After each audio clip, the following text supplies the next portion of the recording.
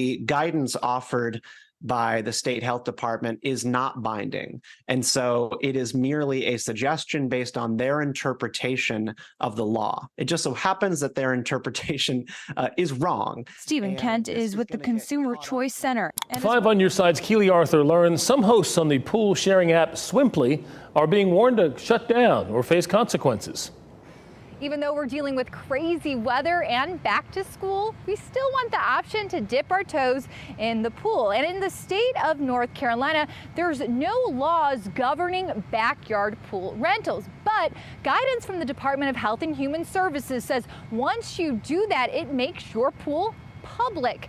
And the county is using that guidance to try to shut down the Swimply app.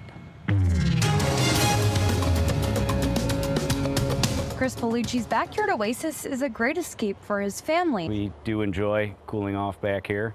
And lately, he's been sharing that oasis with others who may not have access to a pool by renting his own pool on the sharing app Swimply. You know, it gives that opportunity for people without, and then gives us the opportunity to, cover our costs. Swimply works kind of like Airbnb and Vrbo, but it's just for pools and rents by the hour. Typical is like 2 to 5 people coming, small families. Things were going swimmingly, you might say, for Palucci until he got a notice from Orange County.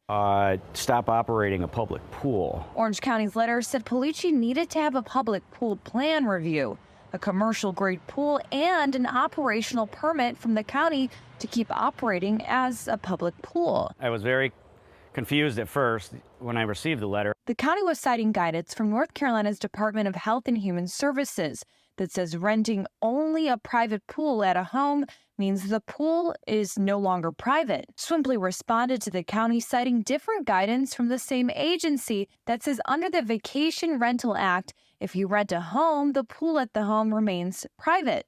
And it's basically Swimply's being held to a different standard than Airbnb and Vrbo. Orange County told 5 on your side they're just following state guidance.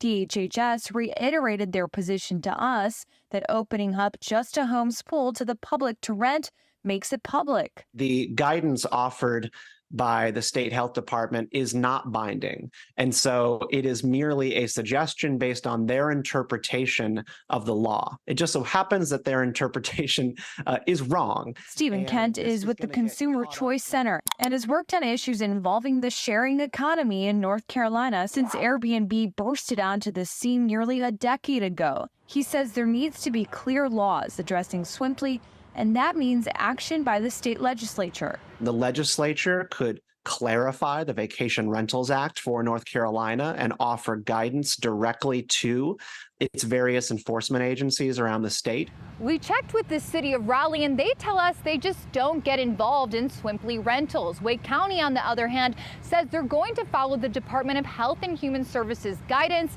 and they are going to investigate pools as needed. Keely Arthur, 5 on your side.